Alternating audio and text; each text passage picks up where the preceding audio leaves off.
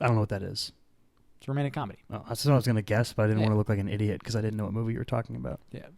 You know, What Happens in Vegas, that one movie with those people about that thing in Vegas. I think it's Ashton Kutcher, right? The stuff that happened there. Who's the woman in that movie? I don't think I could tell you. Is it Cameron Diaz? I think it might be Cameron Diaz. It seemed like like a solid pool to me. Just spitball. I'm going to look and find out. It's Cameron Diaz, man. What? I think it's a good guess. It's Cameron Diaz. Yep. Cameron Diaz. Yep.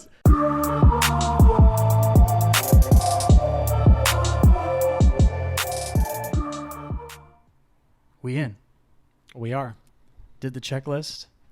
I put a proper amount of pause so that you could edit it out if you wanted to. Thank you. You know what that's called? No. Buffering. You have a nice little buffer there. Isn't buffering something else? Isn't there a New Girl episode where they're talking about being a buffer? Yeah. I don't know what it means, though. I can't put my finger on it. I don't know what it means, though. Yeah. As I'm looking to the camera. I'm great at buffering.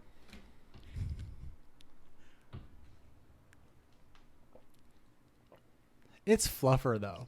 Not buffer. Right. I knew it was something like that. You're right. It's fluffer. I know what you were thinking, though. I was like, there's a bit here. Mm-hmm. And it rhymes. Hey, everybody. Welcome to the Chris and Kyle Show. That's Chris. He didn't say anything when I pointed. Starting off hot. Kyle. We're starting off hot. I'm Kyle. What are you talking about? We're starting off hot as can be. Like lava. Or the sun.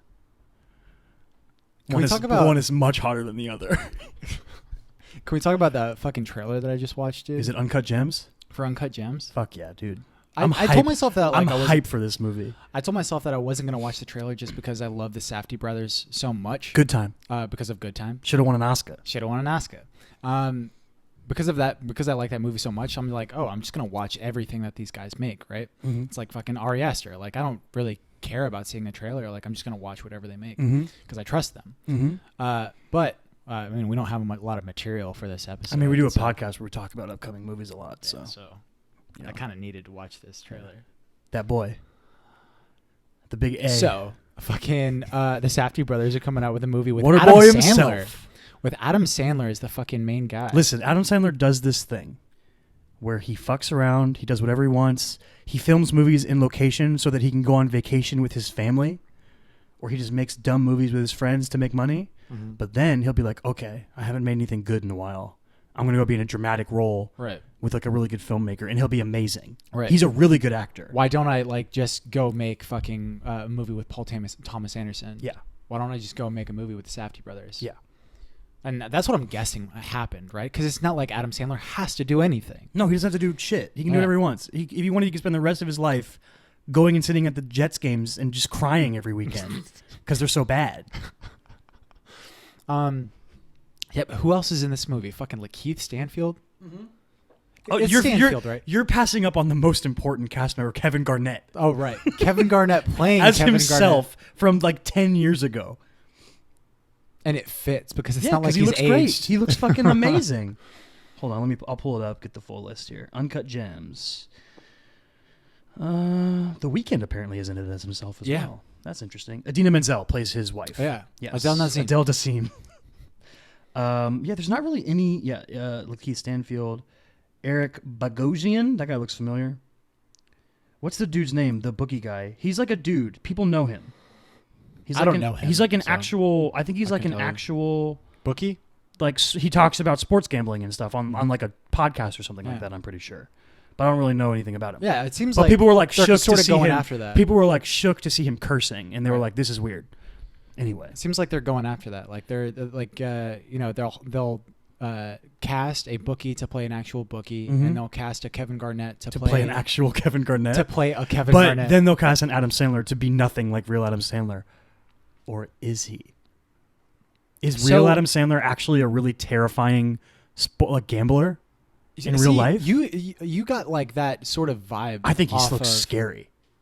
You think that he looks scary? Yeah, there's some parts. I think he looks more distraught than anything. Yeah, I mean, he's multifaceted. Yeah. I mean, you can be more than one thing, but there's parts in that trailer, especially the part at the end when I think he says like, "That's who I am" or something like that. It's a line like that. It was he's like identifying himself as, a sort of force is what it seems like, and like he's like, just kind of really casually with that weird accent he's doing.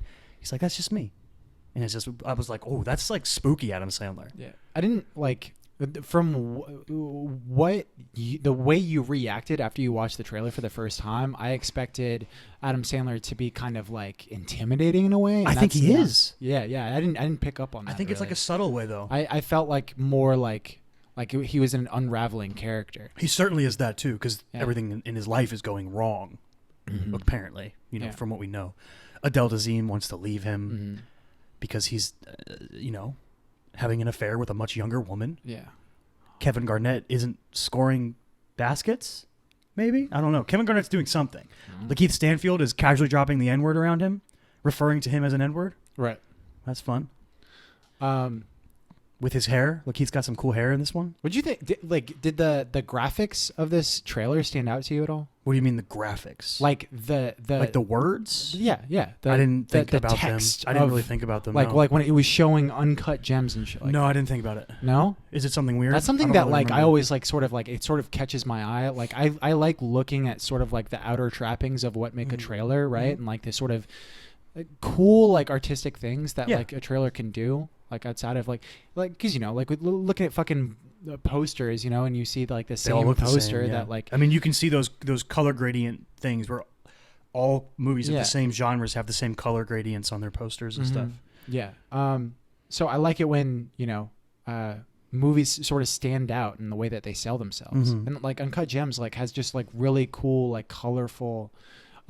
Text throughout the trailer that I was just like I really enjoyed. It was just really dynamic. Also, the sound. It's another A24 movie. Yeah, another A24 movie. Which like fucking why not fucking go and get the Safdie brothers now? Yeah. Yeah, you got to see Good Time, dude. Yeah, I haven't seen it yet. It's just. But it should have won an Oscar. I love a really good fucking like genre movie that can kind of like transcend what a genre is, and it's like. And it's very much that. It's like it's a really down to earth fucking genre movie, a really down to earth heist movie. Yeah. It just that Robert Pattinson is amazing. It's kind of you've seen not Inglourious Bastards. You've seen Reservoir Dogs. Yes. You know how like it's kind of a genre movie, but it has none of what the genre sort of normally has. Right. It's a heist movie without the heist. Yeah. Right. Fucking. It's like the aftermath of the heist. Yeah, fucking Good Time's not really like that, like a complete turn like that, but it's just very character based, and there's like a really fucking strong relationship. Like the entire movie is between Robert Pattinson and his brother, who's actually played by one of the Safdie brothers. Oh, interesting. Yeah, and it's so fucking like I get like super like Dog Day Afternoon kind of vibes from it. Like it just seems like it would exist in that kind of time frame. And Dog Day Afternoon is just very much like a very character based kind of genre movie. It's all about a fucking bank robbery, dude. But it's like for the I get a little bit confused about what exactly a genre film means. Because like, what's the other thing that I always mix up that we were talking about? Like I think low concept, high concept. Yeah, it's like I feel like it doesn't match the. What you would think it means all the time. So like, I mean, how I hear genre being used and how like I hear a lot of people using genre as an adjective like that when you talk about something being a genre film, it's usually like a heist movie, usually like something that's like a crime drama thriller, something along those lines. Because when I hear genre, I just literally I think of it more in this way of a book would be. No one calls like romance movies a genre movie, really. But it is a genre. But it is a genre. I don't think people really like use it that way. No, they don't. Yeah. I don't know why that is. I'm looking it up right now. Oh, they tricked me. Like even like an action movie. Like you could consider like a genre movie. Yeah. Like they're popcorn flicks, right? They're not very avant-garde. A film genre is a motion picture category based on similarities either in the narrative elements or in the emotional response to the film. Most theories of film genre borrow from literary genre criticism. Each film genre is a This isn't helping me at all. Yeah. Thanks a lot, Wikipedia. Yeah, that's not really what each film genre is associated with conventions. That's not helping me at all. Oh, you know why? Because I Googled genre film, and they gave me film genre. Yep. It's reverse. Yeah, I feel like it's one of those things that isn't really super defined. Might have to go on like TV tropes for that, dog. Oh, yeah. Yeah. I'm not going to sit here and do research, though. That would be super lame. That's how like I hear a lot of people like Mission Impossible is a genre movie. Okay. But So maybe it's more like a movie that really commits to the genre they're in. Yeah, I mean, Do they lean into the tropes? I think that it's just usually sort of like in that same vein of Yeah. like shoot 'em ups. Okay. Or Okay. usually like that. Movies my Heist dad would movies, action movies. Movies all The dads shit- would like. Well, yeah, but like also like the shit that you can tell that like Quentin Tarantino really loves. Okay. You know, like the stuff that like he's like, oh, like I make genre movies, but he makes shit that transcends the genre. Gotcha. Cool. Yeah. Cool. But I don't think like romance, like because like romance is a genre. It's a genre, but absolutely. but no one refers to like Well, it's because what happens in Vegas as a genre movie. Yeah. You know? No one. because it's that'd be really it's weird. a romantic. I don't know what that is. It's romantic comedy. Oh, that's what I was gonna guess, but I didn't Yeah. want to look like an idiot because I didn't know what movie you were talking about. Yeah. You know what happens in Vegas? That one movie with those people about that thing in Vegas I think it's Ashton and Kutcher, the right? stuff that happened there. Who's the woman in that movie? I don't think I could tell you. Is it Cameron Diaz? I think it might be Cameron. It seemed like a good. Just spitball It seemed that. like a solid pool to me. Just spitball. I'm gonna look and I find think out it's Cameron Diaz, man. what. I think it's a good guess. It's Cameron Diaz. Yep. Cameron Diaz. Yep. Bro, I saw a few days ago that episode of Community was like 10 years old, Yeah. and I was like, that is It's crazy. 2009. Yeah, boy. Yeah, boy. Yeah, boy. Word. That's how you know fucking Community like is an amazing fucking show. Like once you get It to has that a end really of that, strong cult following. but like no, but yeah, but like fucking when you get to that second episode, that's when you know that it's fucking amazing. Like you get to that excerpt at the end of the second episode with them fucking The stinger. rapping. Yeah, Donde it's so fucking Esta, good. la biblioteca, mi llamo T-Bone, la Ariana discoteca. I'm not going to be able to finish it. Don't make me do Yeah. it. I know the first part. That's it. Mhm. I don't speak Spanish. Even though like the Spanish that they're speaking makes no It makes no fucking sense. That's kind of the point. Yeah. Um, It just sounds awesome. yeah, man. But Uncut Gems, I'm excited for it. Yeah, I'm super hyped. Uh, I'm Yeah. always down for a dramatic Adam Sandler role.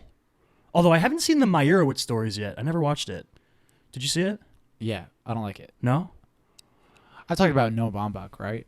Have Oh, we is that talked about him? it on the Yeah, on the you've talked about podcast? that multiple times. Yeah, that's him. And just so many people are like kind People of love refer, people, but not only do they love him, but they love him for a specific thing which That you think he's which bad at. I don't like. Yeah. Like they a lot of people think that like his dialogue is like super authentic, and I think as written, it's actually really good.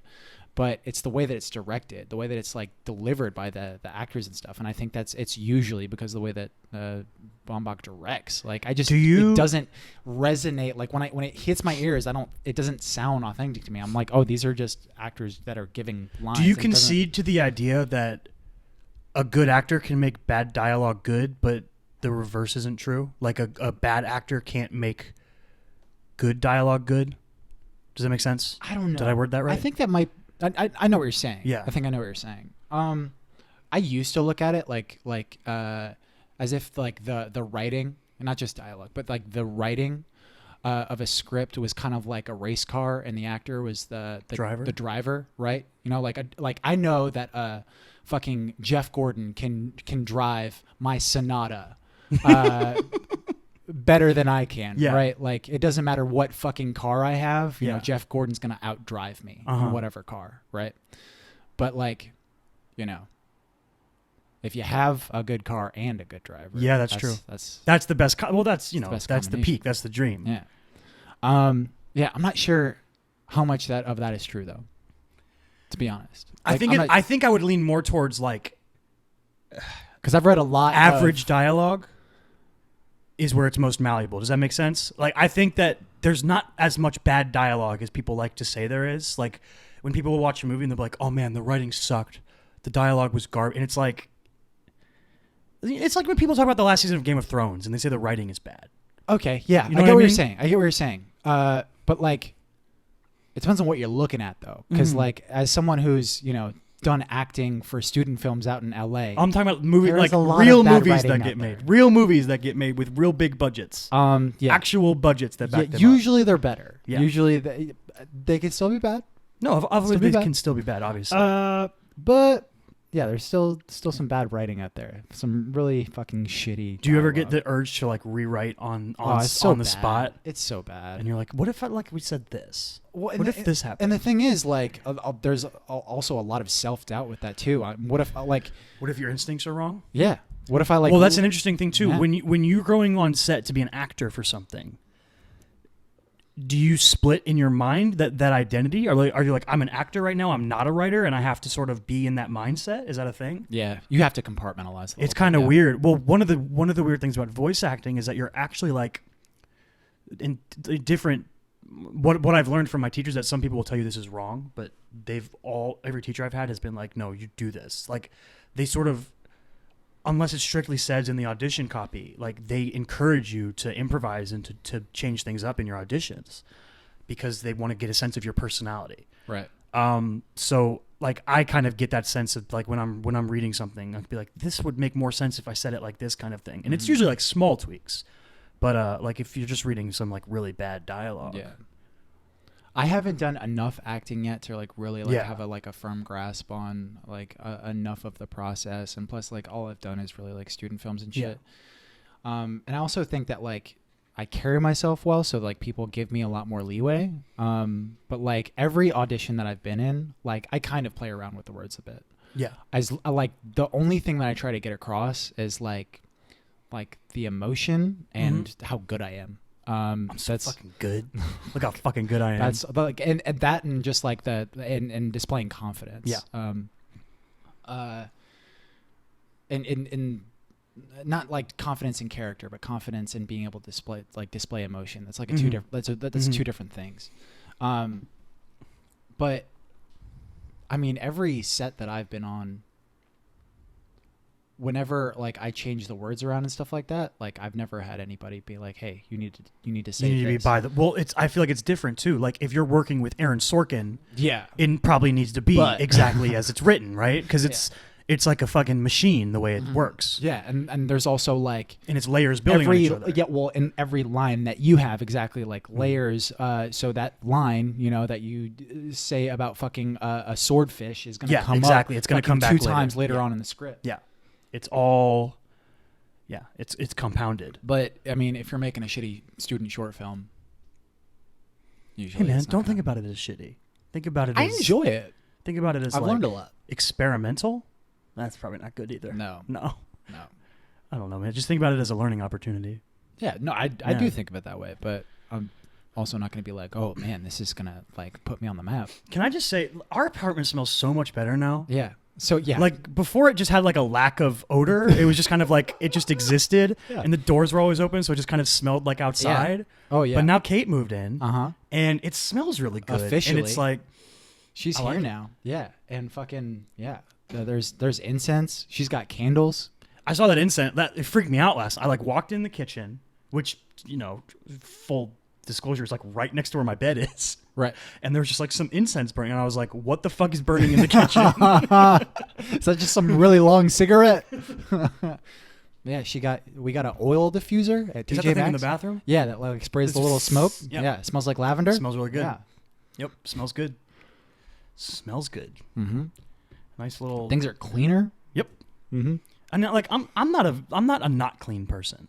No, You're kind of a not clean person, but not too bad. I'm though. disorganized. Yeah, that's a better way to put Yeah. it. But now it's like Because like I don't smell. there's just like a certain level of we're okay with clutter, and Yeah. we needed someone to come in that wasn't cool with clutter.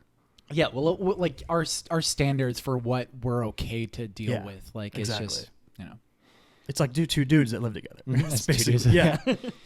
um, But I just got like a whiff of it, and it was like, oh, that smells good. Anyway, sorry I derailed that with my no, nose. It's fine, dude. So fucking other movie news that's pretty important. Bum, ba-da, bum, ba-da, bum, ba-da, da-da, bum, What's that? ba-da. What's What? that? I don't know what that is. Spider Pig? Spider Pig. Yeah. Peter It's Porker. the sequel to Spider-Verse. Are they doing a live action Peter Porker? Yeah, so live action Peter Porker movie. That would be ridiculous, and I would watch it. That would be kind of fun. You could pull off a weird Peter Porker movie that's like a Roger Rabbit. yeah, Yeah. exactly. Some type of mixture. Yeah. No, the real news is that Tom Holland has been saved from Sony's devilish grip. I'm coming at this from a very anti-Sony perspective. Sony and Disney agreed on a deal to have Tom Holland appear in 2 more Marvel films after their reported dispute from about a month ago, maybe 2 months ago. 2 more. Dos Mas. 1 more Spider-Man movie, 1 more Marvel movie. So you would assume an Ooh. Avengers movie. You would assume. You might not be right, but you would assume. Right. Yeah. And I think the Spider-Man movie got a Could release be date to 2021, I believe. A live action Peter Porker movie. Now here's the thing. There was a thing about that statement that came out that Kevin Feige made. And he was like, oh, we're great. We're very excited to have Spider-Man back, and we love Tom Holland. And Tom posted that fucking hysterical Instagram post of Wolf of Wall Street of Leo being like, I'm not fucking going. Fucking great, Jeff. Great video to post. But there's like an ominous sentence at the end of that statement where he's like, implies that there's going to be a movie with Spider-Man and Venom, basically, is what you read between the lines for. He's basically like, you never know who might show up. Like in the statement.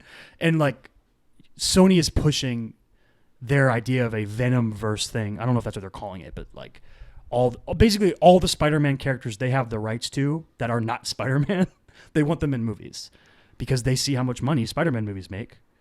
And, they want to make money because they're a company. But I was like, please don't like do a dumb... if you were to say to me, hey, there's going to be a movie where Tom Holland plays Spider-Man and Tom Hardy plays Venom, and they're going to do some stuff. I'm like, that sounds pretty cool. Mm-hmm. But then I think, wait, I saw that Venom movie. Yeah. And I don't... And it was ass. And it was bad. I mean, they could turn it around though, right? I don't know, dude. I'm way more optimistic than I don't trust Sony at all.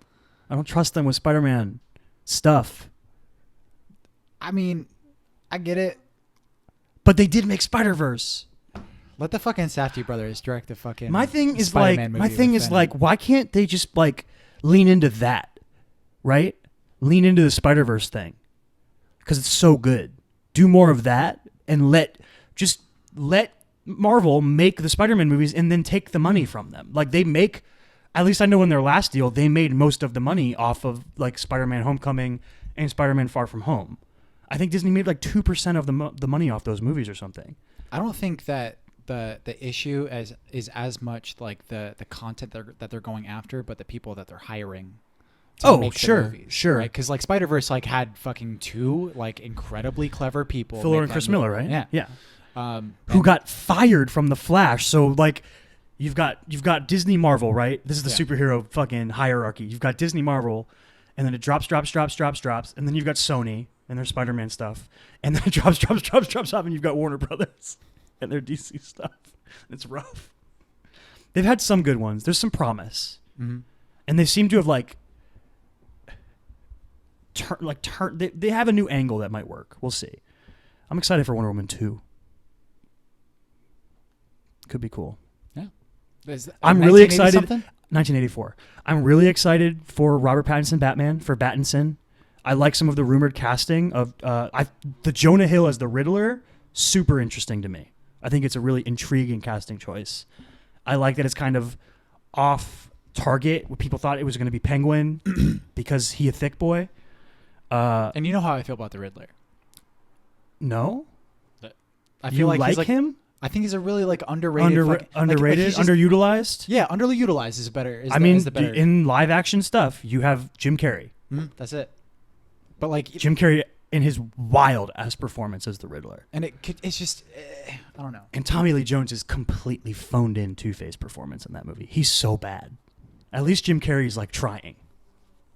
Apparently they hated, or Tommy Lee Jones hated Jim Carrey and didn't respect him, and he was like, "I'm not fucking around with this movie." But yeah, and then the other one was Jeffrey Wright as Jim Gordon. I think that would be solid casting. They went through with that. I like that. That's a good cast. Yeah, it's a good base. Who's gonna be Alfred? I don't know. Some old dude. Probably. Mm-hmm. Probably. But yeah, I'm super hyped that Tom Holland's going to be back. Mm-hmm. It would have been so weird if they just had to go on pretending none of the stuff with Spider-Man ever happened. It'd be so weird. It's especially because like that fucking after credit sequence like was such a fucking cliffhanger, right? Yeah. And his it's like identity just being completely revealed. fucking Yeah. changed the. I mean, are we fucking spoiling Spider-Verse Oh, fuck. or whatever? Dude, Maybe. you know what? They had an official spoiler moratorium in a trailer Mm-hmm. where Tom Holland was like, if you haven't seen it yet, Endgame's coming out. You know, I don't care. I said it. But that was for Endgame. Yeah, but I don't care. Okay. All right. Whatever. That's true. It was for Endgame. I don't care. Whatever. I've seen it like 3 times. If you haven't seen it yet, I don't care. Yep. You blew it. If you haven't seen it yet, you don't really care. That's how I feel. Yeah. If you haven't seen Spider-Man yet, Right. it's been in the theaters for still in the theaters. Mm-hmm. You can go see it. Mm-hmm. There's a good spoiler cliffhanger. J.K. Simmons comes back. Boom. Spoiled. Mm-hmm. Yeah. Plus, like, they put in all the work of doing the whole next Iron Man thing. It just would have been really weird if the Marvel Universe had to go forward, basically pretending he never existed. It'd be so strange. Very weird. Did you watch any movies this week? I watched the Lord of the Rings trilogy. All of them? Yep. Damn. All 3. Can you fit that in 1 week? Yeah, I didn't watch the extended cuts. Those things are like 4 days long. No, I watched the OG cuts. They're on Netflix, or 2 of them are on Netflix, so I was like, I'm going to watch those. Mm-hmm. Then I rented Fellowship, and then I watched the other 2 on Netflix. They're fucking great. They're so good. Mm-hmm. They're so good. And they hold up like really well. They're like, the CG isn't great. There's some stuff that's like, you're like, that's not that great, the CG there. And there's some weird, like, you can really tell they're on a green screen kind of shots. Mm-hmm. But other than that, like, the practical effects stuff is amazing. All the tricks of the trade to, make them look small. The hobbits. Mm-hmm. Nasty hobbitses. But they're fucking great. Ian McKellen's that boy. Yeah, I don't know why. Like it seems like homework for me. Lord of the Rings. So I read them for the first time last year, and honestly, kind of like homework. Yeah. Here's the thing about reading the Lord of the Rings. The highs of reading them isn't like incredible. There's parts of those books where you're just like, this is fucking awesome. Mm-hmm. This is an amazing read. But then there's parts where they're like, and they kept walking. And they kept walking. And the grass was green. And the trees were green. And they kept walking. And I just like, you can cut out so much of this book. So much. People love it. I'm like, I mean, I don't know. That's like, I don't think I'm that much of a reader. I read a lot. You read nonfiction. But I read a lot of nonfiction about how to write stories, and I don't read a lot of novels and fictions and fiction and shit. I almost exclusively read fiction. I read a lot for school, and the stuff that I read outside of school is all for, fucking learning how to write scripts and shit. But like, yeah, it's hard for me to get into novels and stuff. Like graphic novels, really easy for me. The visual medium? I'm kind of dumb. Well, do you think you just need a visual stimulation? Yeah. Do you have a bad imagination? You can't imagine what's being written? I think so. Maybe. I think so. I Maybe. think that might be it. That or just like I don't want to put in the work to read what to imagine, Like I said, kind of dumb. Well, it's kind of weird, right? Because like novels give you the most freedom you can possibly have in a story, right? There's nothing holding you back in terms of budget, in terms of scale, in terms of anything. You can write literally whatever you want, but it requires the most activity from the consumer side. You need to build everything that's being described to you in your mind as you read it. And description can be one of those things. It's like the thing you just kind of, when you're reading and you just kind of gloss over and you're like, what was I reading? It's usually description. You know what I mean? Yeah. I also have like fucking really bad fucking ADD and shit too. Like I can just fucking completely gloss over like 5 pages of shit that I've read. That's a lot. Yeah. That's a lot of pages. Yeah. I don't gloss over that. I'll gloss over like a paragraph. So here's the thing. Like a lot of like the books that I read and shit, like a lot of times They're they will boring. just like, they're not boring to me. But like the thing is, like, how I don't like read them like I'm reading, you know, X amount of pages, I'm getting X amount of information. Like there's a certain point where like it's really just inducing thought.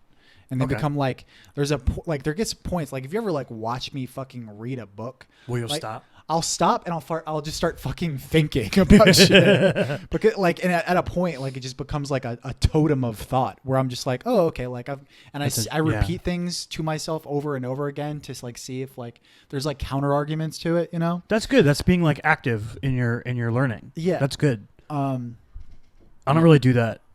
I don't read any nonfiction, but like, right. I very much am just like, I soak in and I fucking go. When I read pretty fast. Fast reader. I have an issue with like picking up a lot of detail and shit. Like that's one problem I have with D&D. I think a lot. I can't just like read something even like 3 times. Well, and D&D is very technical language too, because it's all rules. Yeah. So you have to like understand the technical language and stuff like that. Right. It can take a few being like, wait a minute, what does that mean? Okay, a creature that means something. This is a word. This isn't just a word as a human person understands it. As a word that has another meaning in this context. And then it's a bunch of things like that. Exactly. Yeah. You'll get used to it. You're new still. It's all good. Yeah, I'm a newbie. Yo, how much Critical Role have you watched? I'm up to I think 26. Fuck yeah, dude. Episode You're 26. murdering it. You're burning through it. Yeah. It's so good. Well, it's like once you told me that like there was a podcast for it as well, I was like, Game over, man. Game over, man. Yeah, for those who don't remember, I think I shouted out Critical Role on one of our first episodes ever. Mm-hmm. Not the first episode, because I know that our first episode ever, I shouted out Sabbath's Take Care, which, by the way, dope-ass album. Yeah. You should check it out. But, I'm trying to, like, remember. Or not Take Care for me. Jesus. Drake had Take Care. Yeah. I'm trying to remember, like, who first introduced me to Critical Role. I want to say it was Mikey, though, because Mikey was watching it. Mike? What?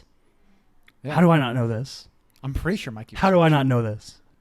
Hot damn. I remember when he like first started like getting into D&D, you know, because like he didn't like it at first. Mm-hmm. Like it was kind of boring for him and stuff.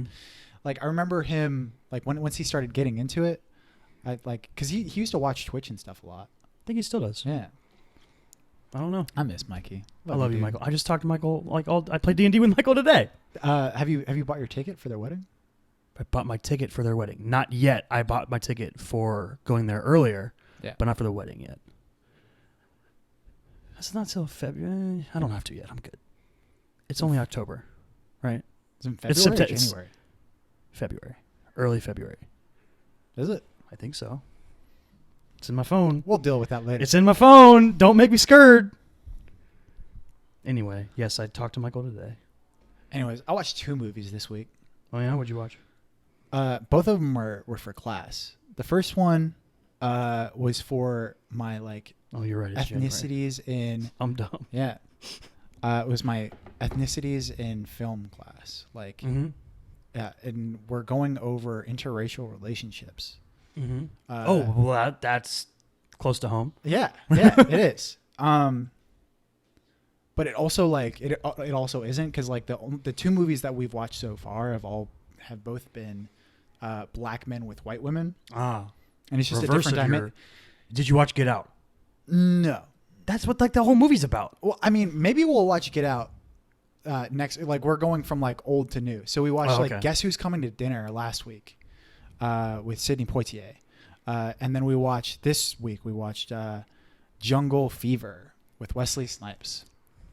Which I don't know how much you know about Jungle Fever. Nothing. The only thing I knew about Jungle Fever was what I knew from Fresh Prince of Bel-Air. Because there's a part where, I don't know, like, I think one of, like, Will's mom brings home, like, a white man or something. Okay. Right? And fucking Carlton, like, sings Jungle Fever.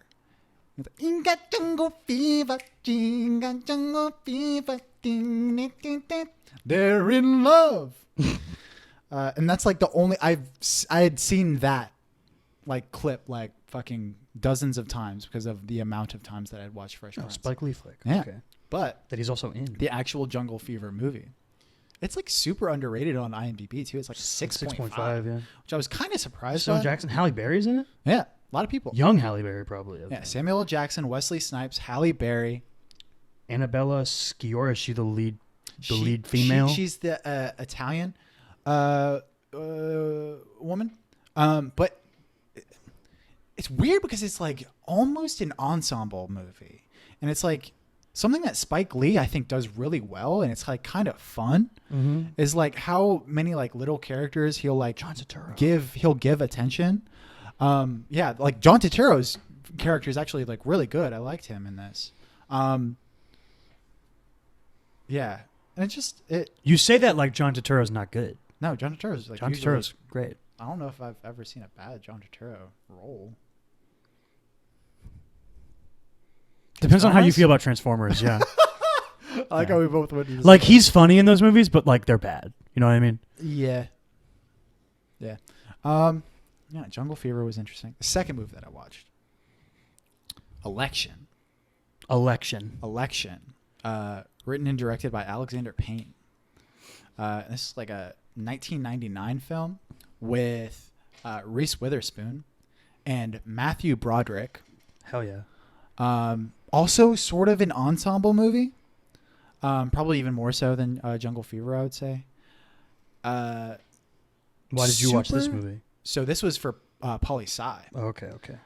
Political science. Because like the entire movie is about... Oh, it's like in high school they're doing student elections and they're like teachers or something? Mm-hmm. That sounds fun. Dude. I like the tagline. Fucking hilarious. I like it's the tagline so a lot. funny. Reading. Writing. Revenge. Yeah. Matthew Broderick's almost like playing like a reverse Ferris Bueller. Like he's playing a character. So the most reverse Ferris Bueller he could do would literally be the guy that goes Bueller. Like that's the most reverse Ferris Bueller he could be. Or I mean, would you say that, or would you say Rooney? Rooney is because like Ben Stein in that movie is very much like he kind of doesn't really care about shit, and Ferris Bueller's kind of the same way. Whereas like Rooney, the principal, right, is like going out. Right. He's the antithesis. Yeah, he's the one who's like trying to get him, trying to catch him in the act. Yeah, that's true. Fucking Matthew Broderick plays a teacher in this movie who like at first is like really cool.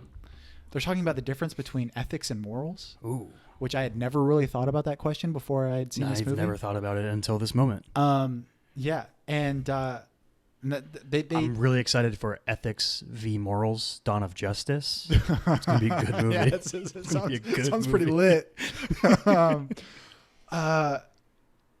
And yeah, Matthew Broderick, like he starts off as someone who's just like a normal teacher, and then he basically throughout this movie tries to like undermine Reese Witherspoon. Reese Witherspoon almost plays like imagine like a vindictive Leslie Knope. Whoa. Okay. In a high school. Okay. Right. One, Leslie Knope would be an amazing teacher. First of all. Right. Amazing. Two, vindictive. I mean, she's kind of got a vindictive streak to her already. Reese Witherspoon plays a student. That's that's why it's called Election. It's about a high school presidential election. See, I imagine they were the same age. No.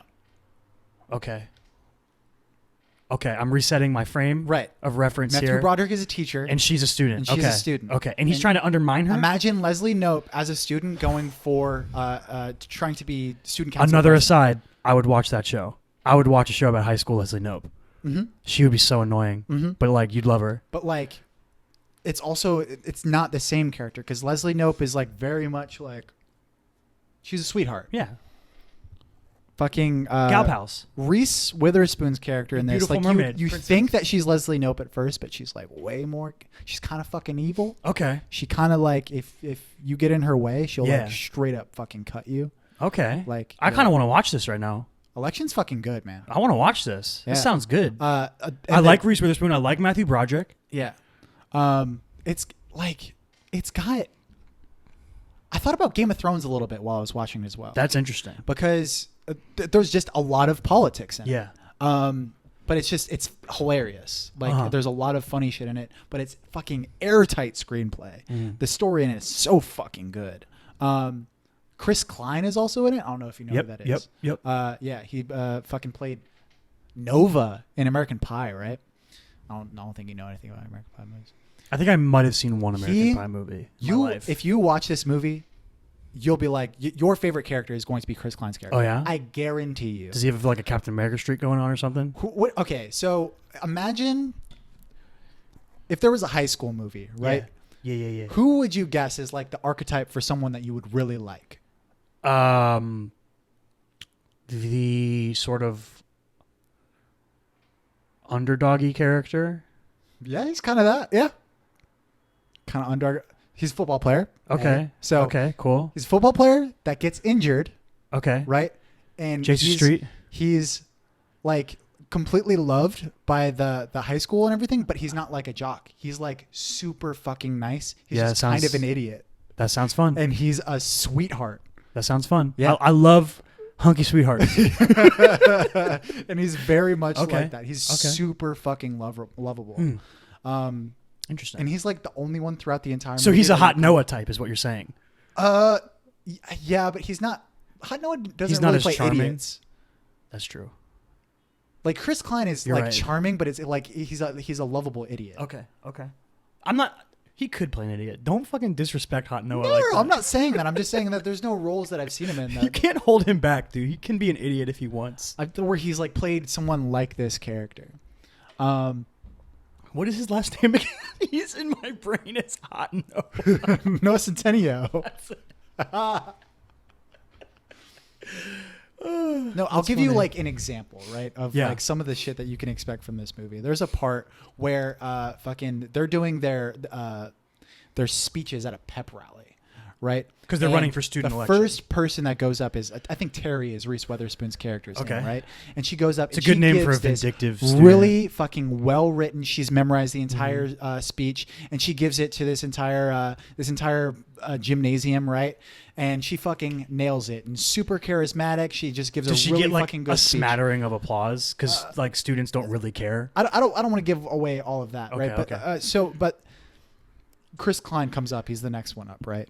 He comes up with something that's like scribbled on a piece of paper, right? And he just kind of, hi guys, my name is for like 45 seconds, dog. He just goes like one sentence to another without stopping. Zero charisma. Yeah. Like he just literally reads it like from one sentence to the next. It's so fucking good. It actually so ties into funny. something that I'm watching right now, weirdly. I started watching The Politician on Netflix, the new Ryan Murphy show. And Ryan Murphy's the magic Glee. dude from What? Pitch Perfect, right? What? Right? No. Who's Ryan Murphy? He's the guy who made Glee, an American Horror Story. Well, no. Who's the lead in this this show? Ben Platt. Yes, he's the magician. He's the magician yes. in Pitch Perfect. Okay. Yes, Ben Platt. I didn't know who Ryan Murphy was. Yes, Ryan Murphy's the dude who made the show. So I thought you were talking about the lead. Yeah, the guy who made Glee, the guy who made American Horror Story, Scream Queens, I think is one he's made. Right. Like all Ryan Murphy products, The Politician is insanely over the top, like ridiculously unrealistic depiction of high school, and this overly serious look. Not everyone takes themselves overly serious in the show. The show is funny and it's like making fun of the situation. It's satirical in what it's portraying, but it's like a similar thing. It's it's these student bodies and there's the people running for student president, and Ben Platt is this like super like he's got his whole life planned out. He's going to go to Harvard. He's going to be the president of the United States. Like all this kind of stuff. There's a line where Gwyneth Paltrow, like literally, she's his adoptive mother, and she literally says, "Your ambition frightens me." She's like, that's a line she says to him at one point. But there's a dude who I saw him, and I was like, that dude's gonna play Superman one day. That's like the first thing I thought. He looks exactly like Clark Kent, but he plays like a kind of like jock. He's like a lacrosse player, right? But he's just like really nice and sweet, and he's like running against him, but they're really close, and he's kind of mad at him for running against him, and he's like, listen, like, I have to get into a good school, so I have to run for president. Like, he's just being super cool. But he's like, I'm not going to talk about the other parts of his character that are super important, but it's a similar reaction to the Mark Klein. Is it Mark Klein? What's the guy's name? Chris Klein. Chris Klein. Calvin Klein, Mark Klein, Chris. There's so many Kleins. It tripped me up at first before we watched Election because someone like the professor was doing his little intro thing talking about election. He was like, oh, it's got Reese Witherspoon, Matthew Broderick. And then he was like, and Chris, oh man, I forgot his name. Chris. And Stott. then somebody in the back of the class was like, Klein.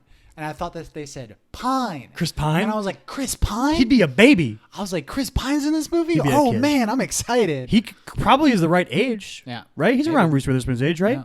Is he a little younger, maybe? I think he's a little younger. Probably. I don't know. I don't got ages. The thing is, like, Hollywood stars, they seem immortal because they look like they're 32 forever. Yeah. It's weird. J-Lo still looks like she's 32, and she's fucking 50-something. Mm-hmm. Doing the Super I think Bowl. she's straight up 50. Yeah. She's like Tom Cruise's age. Yeah. Tom Cruise also still looks 32. Wild. You hyped for that Super Bowl halftime show, dude? Shakira Tom and J-Lo Cruise? Oh. and Tom Cruise. Tom Cruise is going to do live stunts during the show. I'd watch that. I'd watch the fuck out of that. He's just Why like not? driving a motorcycle around on the stage. How much would he have to get paid for that? A lot. His I don't know, what's his fucking rate? Yeah, it's what's his probably going rate? insanely high. $1 billion. You have to pay me $50 million and donate to Scientology. That's my rate. Everyone's got their own mark on their fucking lives. And that's his. How awful would that be? Like, you couldn't pay Tom Cruise. He was like, "No, I don't accept money." You have to give them You money. have to give them money. Make the check out to L. Ron Hubbard. Mm-hmm. Tom, he's dead. It's okay. It'll work. Because the secret and then Tom Cruise is L. Ron and then he Hubbard. fucking unzips the bodysuit of Tom Cruise, and then L. Ron Hubbard steps out. Exactly. Yep. He's been playing us for a fool. And then fucking wings sprout out from his back, and he flies away. Yep. And spaghetti goes everywhere. Because the flying spaghetti monster. Anyway. Politician is good so far. I like it. I'm like halfway through. There's billboards like all over. Yeah, Hollywood. it's being super pushed right now. Yeah. I think it's sort of Netflix's every like 2 months. I feel like Netflix really pushes something where they're like this has there's crosshairs between like the quality of this show and the demographics of people who are on Netflix, which is like everybody, but they can sort of tell when they're gonna have a big hit on their hands, and they really push it. Mm-hmm.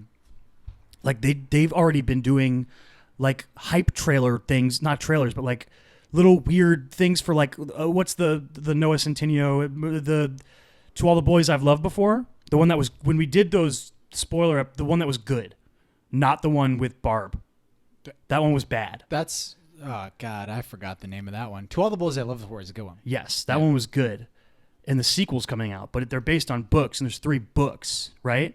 I saw a thing on Twitter once. This was a while ago, but it was like the girl, I can't remember her name. Lana Condor? Is that her name? I think that's her name.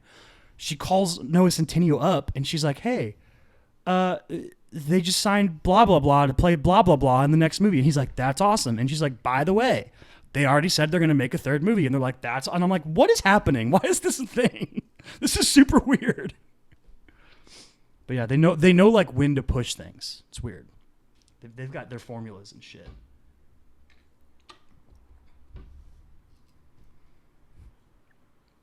You think it's weird that Netflix doesn't tell people, like, doesn't release their like viewing stuff? Like ahead of time, like No, the stuff that's they in never production? do. They don't release the ratings of their shows, like how many people watch things. Oh, They okay. keep it secret. I mean, I think it's kind of weird. it's kind of strange. I don't know what the positive for like. What's the benefit? Of I don't know doing either way. I just think it's kind of weird. that? Yeah. Like in regular TV, we know, but also it's like the most flawed system in the history of mankind. It's stupid. Was it the Nielsen ratings? The Nielsen ratings is so stupid. Yeah, it's lame. Anyway. Well, I mean, how Nielsen does it, right? Like how they do They it. like It's send things to houses. Yeah. And I think now you can like attach them to your DVR and shit. I think my parents are doing that. Yeah. They're a Nielsen home now. Yeah. Yeah. I don't know how else you would do it. They can't just tell fucking computers exist. They don't just know what people it's like satellites and shit. Yeah. They don't just know what people are watching all the time. Instead of it being like a focus Well, I'm getting group spied almost. on by my phone right now. Like they know. They know. Like, are you though? Am I being Are spied you- on by my phone? Yeah. Definitely. It like gives ads and shit of things I talk about. Yeah. Freaks me out. I don't know if I Part of really it do actually, that. it doesn't really, honestly, like, it doesn't really freak me out. I'm kind of okay with it. It doesn't really bother me that much. I also, You know what I mean? I'm on the same boat with you there. It's like, one of I'm those very things where much I'm like, I indifferent. understand why people would be mad about like the privacy of like technology Yeah. and how it's very not private. Mm-hmm. But the other part of me is like, yeah, I don't really care. Well, I heard a podcast with Aubrey Marcus talking about this before. Like, he runs his own podcast.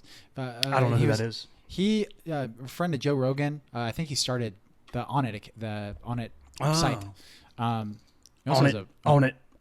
He has a really good book that I got like 10 pages into reading and then stopped. But yeah, Aubrey Marcus was like what's the point of fucking like putting tape over your webcam and shit like that? Like what? Like fucking Google's gonna know that you jerk off? Like he's gonna be like, oh, you win, Google. I jerk off. Like, Yeah. yeah.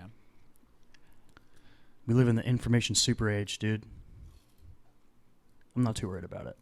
Also, like, I'm also one of those people who's just like, I don't really have anything to hide, you know? I don't really care. What are you writing down, dude? Why you What are gotta you look at my writing down, notes? dog? You don't have to worry about my Because you notes. did it so emphatically that I was like, oh, man, that must be important. I have to remember my shout out. Oh, I was just thinking about my shout out, too. Mm-hmm. Yeah. You know why? Because We're just rambling. Yeah.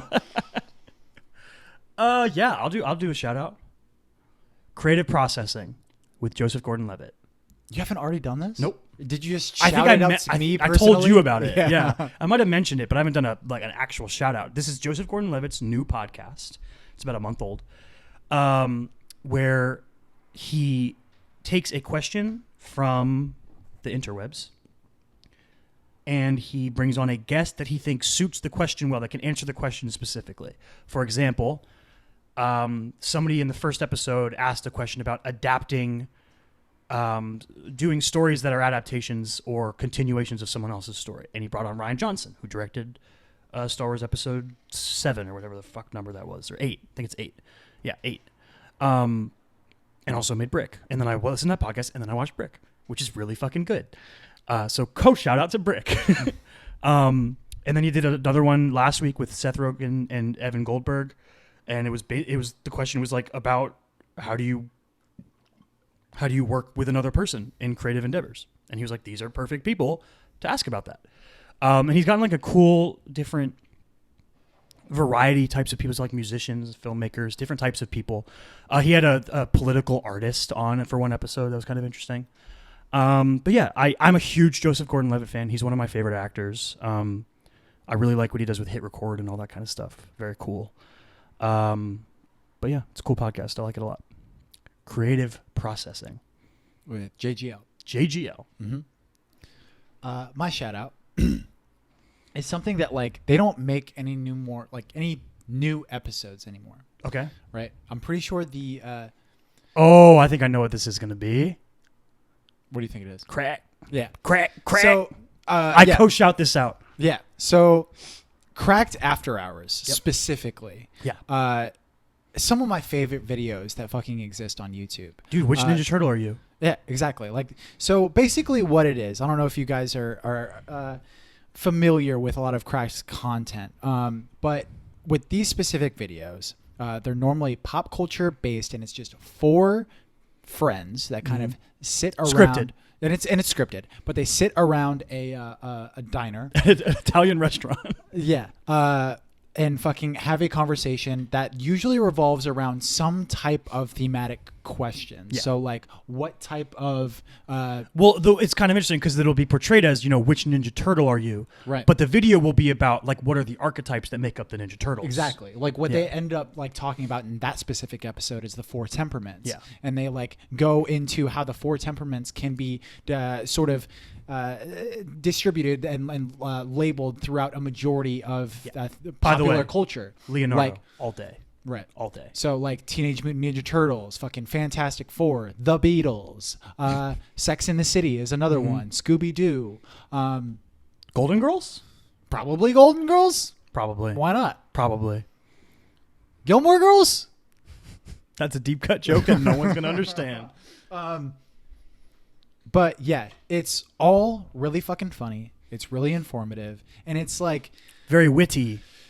And I think all of these videos kind of have an air of like, hey, we're kind of just fucking around here. We're not insulting your favorite things. We're even not though insulting your even though favorite they like there's a one where they did like some Harry Potter shit and I was like, this is you're fucking things up. You're doing this. You need to stop right now. I can't Well, you like, you know how sometimes you hear people have conversations about things you're passionate about and then they say something wrong and you want to insert yourself in the conversation. Yeah. But you're listening to a podcast so you can't. Yeah. Or you're watching Crack After Hours so you can't. Right. It's like, and then you get that frustration level. Yeah, it's that.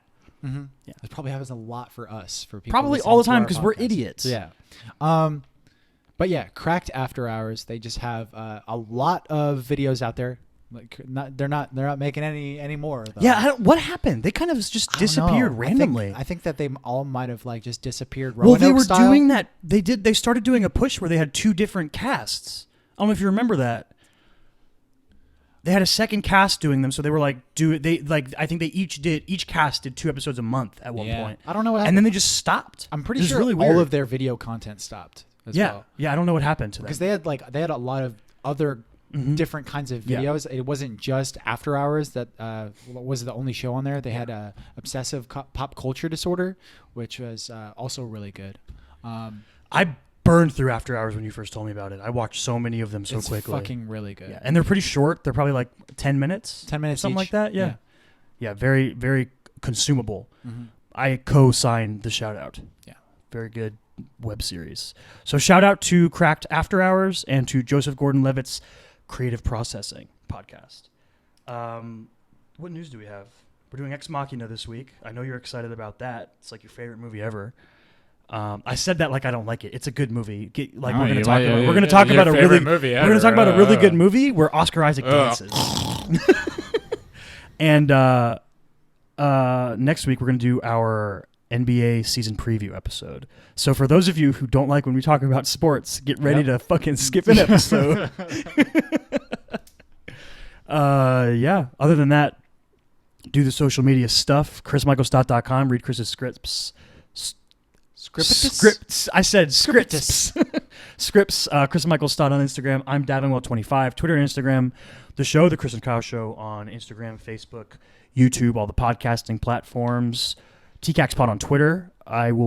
When this posts, I will have a poll up for our poll episode for October between Halloween Town and Hocus Pocus. Why are you making the Hova sign? Is Jay-Z here? It's the Holy Halloween Triumvirate. Okay. What's the third of the triumvirate? Halloween Town 2. Well, cool. Yeah, it's going to be fun. We're going to have a good time. We'll see you next time. I'm doing a weird voice now. We out. We out. Stay weird.